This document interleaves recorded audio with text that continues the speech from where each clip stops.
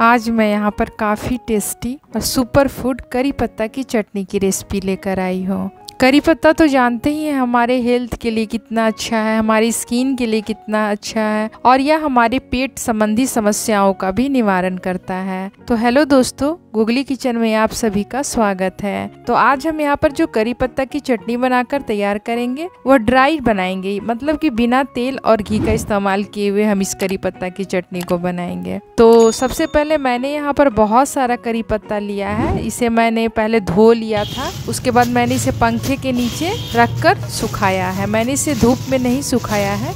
यहाँ पर जो आप देख रहे हैं करी पत्ता में एक आवाज आ रही है। इस तरह से यदि करी पत्ता में आवाज आए तो समझिए कि आपका करी पत्ता सूख गया है और यह स्टोर करने के लायक हो गया है। पूरे 6 महीने तक इस्तेमाल कर सकते हैं, यह बिल्कुल भी खराब नहीं होता है। तो मैंने इसे एक पॉलीथीन में डाल दिया है। तो चलिए अब इस करी पत्ता से हम चटनी बनाना शुरू करते हैं। सबसे पहले करी पत्ता को मैंने यहाँ पर ले लिया है। तो मेजर करके मैंने यहाँ पर 2 कप के लगभग करी पत्ता लिया है। तो आपको जितनी भी चटनी बनानी हो उसी क्वांटिटी में करी पत्ता का इस्तेमाल कर सकते हैं। तो आप चाहे तो धूप में भी करी पत्ते को सुखा कर रख सकते हैं, लेकिन धूप में सूखा हुआ करी पत्ता का जो फ्लेवर होता है वो थोड़ा सा कम हो जाता है। सबसे पहले मैंने कढ़ाई पर करी पत्ता को डाल दिया है।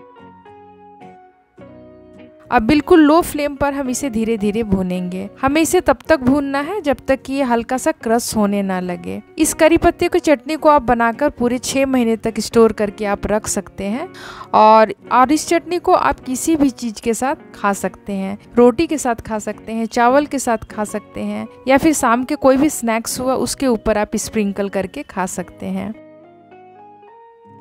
तो धीरे धीरे हमें करी पत्ते को भूनना है, हाई फ्लेम पर नहीं भूनना है, नहीं तो फिर इसका जो कलर है वो चेंज हो जाएगा और इसकी जो खुशबू है वो भी खत्म हो जाएगी। तो हमें यहाँ पर लो फ्लेम पर धीरे धीरे करके करी पत्ते को भून लेनी है। तो यहाँ पर हमें करी पत्ते को चेक करना है कि करी पत्ता हमारा भुनाया है या नहीं। तो हाथ में लेकर इस तरह से यदि हम तोड़ कर देखते हैं तो करी पत्ता क्रश हो जा रहा है, मतलब कि हमारा यहाँ पर जो करी पत्ता है वो अच्छी तरह से भुना गया है। हल्का फुल्का लग रहा है बचा हुआ है तो थोड़ी देर के लिए हम इसे और मिला लेते हैं।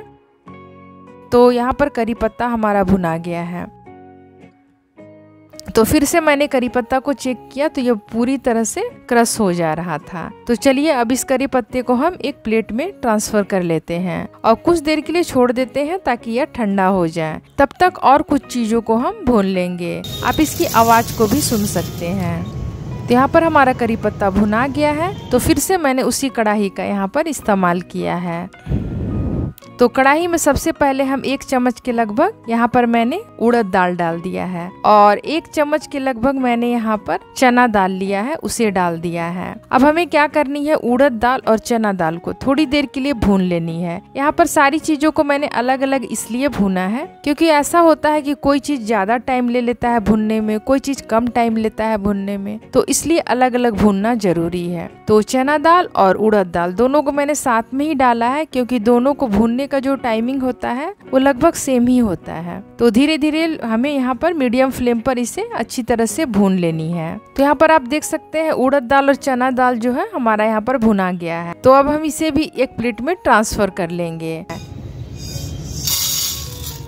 तो मैंने इसे एक प्लेट में डाल दिया है। तो अब इसे भी थोड़ी देर के लिए ठंडा होने देते हैं। उसके बाद फिर से मैंने वही कढ़ाई लिया है और कढ़ाई में मैंने 2 चम्मच के लगभग पीनट डाला है, जिसे मूंगफली का दाना भी कहते हैं। तो इसे भी हमने थोड़ी देर के लिए यहाँ पर भून लेनी है। तो यहाँ पर आप देख सकते हैं धीरे धीरे मैंने मूंगफली के दाने को भी भून लिया है। तो मूंगफली का दाना जब आधा भुना जाए उसी बीच में हमें इसमें सूखी हुई लाल मिर्च को डाल देना है और 2 चम्मच के लगभग मैंने यहाँ पर नारियल का बुरादा डाला है और 1 चम्मच मैंने सफेद वाला तिल डाल दिया है और 20 से 25 मैंने यहाँ पर काली मिर्च को डाला है। अब सारी चीजों को मूंगफली के साथ ही हम अच्छी तरह से भून लेंगे। यहाँ पर मैंने मूंगफली को आधा भून लिया था, उसके बाद ही मैंने सारी चीज़ों को यहाँ पर डाला है क्योंकि मैंने बाद में जिन चीज़ों को डाला है उसे भुनने में हमें ज़्यादा वक्त नहीं लगता है और थोड़ी ही देर में भुनाकर तैयार हो जाता है। तो जैसे जैसे टाइमिंग लगे वैसे वैसे चीज़ों को हमें डालनी है और भुननी है। तो अब इसे भी मैंने एक प्लेट में ट्रांसफ़र कर लिया है। तो सारी चीज़ों को धीरे धीरे भूनते जाना है और एक प्लेट में ट्रांसफ़र कर लेना है। तो जब सारी चीज़ें हल्की ठंडी हो जाए उसके बाद ही हमें इसे ग्राइंड करनी है। तो मिर्च को मैंने इसमें से हटा लिया है और करी पत्ते में मैंने मिर्च को रख लिया है, क्योंकि करी पत्ते और मिर्च को हमें एकदम फाइन ग्राइंड नहीं करनी होती है, तो इसीलिए हम इसे बाद में ग्राइंड करेंगे। और पीनट हो गया, चना दाल हो गया, उड़द दाल हो गया, ये इन सभी चीज़ों को हमें एकदम बारीक पीसनी होती है, इसलिए मैंने पहले इसे जार में डाल दिया है और एकदम हमें इसका फाइन पाउडर बनाकर तैयार करनी है। तो आप यहाँ पर देख रहे हैं मैंने सारी चीज़ों को अच्छी तरह से ग्राइंड कर लिया है। उसके बाद मैंने एक प्लेट पे ट्रांसफ़र कर लिया है। उसके बाद मैंने फिर से जार लिया है और जार में जो मैंने करी पत्ते को भून कर रखा था उस करी पत्ते को मैंने जार में डाल दिया है और मिर्च को भी मैंने ऊपर से डाल दिया है तोड़कर। तो इन सभी चीज़ों को हमें जो ग्राइंड करनी है वो हमें हल्का सा पल्स मोड पर ग्राइंड करनी है, एकदम इसका फाइन पाउडर नहीं बनानी है, क्योंकि करी पत्ता का जो फ्लेवर होता है वो बहुत ज़्यादा स्ट्रॉन्ग होता है। यदि आप इसे फाइन पाउडर बना देंगे तो इसका जो फ्लेवर होता है और हार्ड हो जाएगा। तो आप यहाँ पर देख सकते हैं करी पत्ता और मिर्च को भी मैंने यहाँ पर ग्राइंड किया है और आप देख सकते हैं किस तरह से मैंने यहाँ पर इसे दरदरा ग्राइंड किया है, मतलब कि फाइन पाउडर नहीं ग्राइंड किया है। अब हमें क्या करनी है, सारी चीज़ों को यहाँ पर अच्छी तरह से मिला लेनी है। यह जो चटनी होता है वो हमारे हेल्थ के लिए बहुत ही फायदेमंद है और इसका इस्तेमाल हम किसी भी रूप में कर सकते हैं।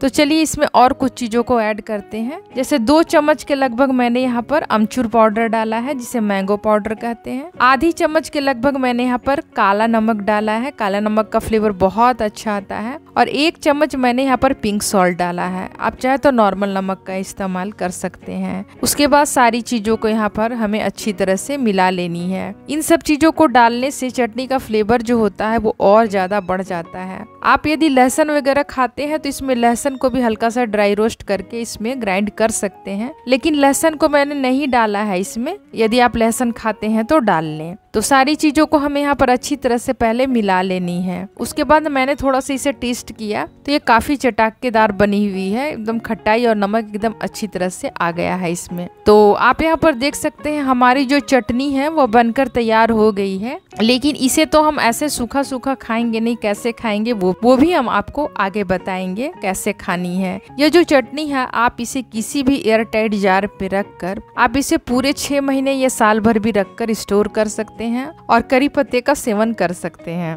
करी पत्ता हमारे हेल्थ के लिए बहुत फायदेमंद है, हमारे बालों के लिए बहुत फायदेमंद है, डायबिटीज के लिए तो यह अमृत है।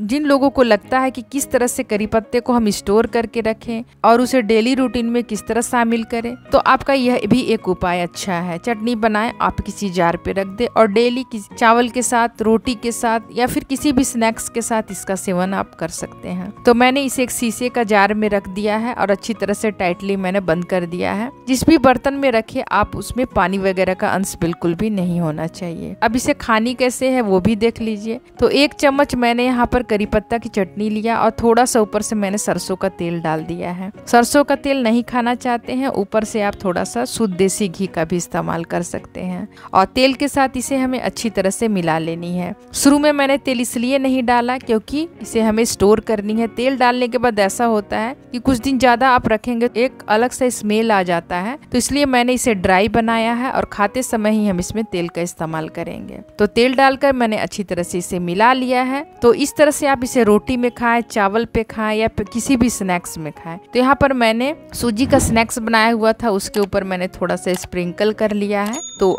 इस तरह से आप लगाकर किसी भी चीज के साथ खा सकते हैं। तो यदि मेरी करी पत्ता की चटनी की रेसिपी आपको पसंद आए तो प्लीज मेरी वीडियो को लाइक कर दें, मेरे चैनल को सब्सक्राइब कर दें और ये रेसिपी कैसी लगी या मुझे कमेंट बॉक्स पर जरूर बताएं। आज के लिए बस इतना ही, अगले वीडियो में फिर मुलाकात होगी। तब तक के लिए goodbye and take care.